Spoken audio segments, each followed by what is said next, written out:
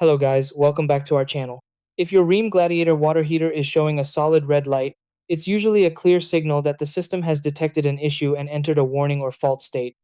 This can stop the heater from operating normally, leaving you without hot water and unsure what the red indicator actually means.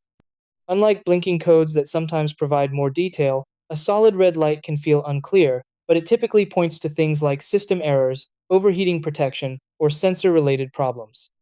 The important thing is not to ignore it, because the heater is designed to alert you before a bigger issue develops.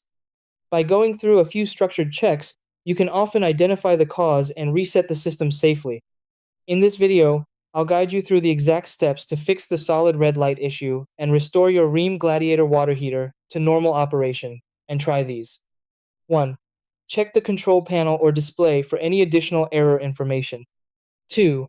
Turn off the water heater and wait a few minutes to reset the system. 3. Ensure the power supply is stable and properly connected. 4. Inspect temperature settings and ensure they are within normal range. 5. Check for any water leaks or moisture around the unit. 6. Turn the unit back on and monitor if the red light clears.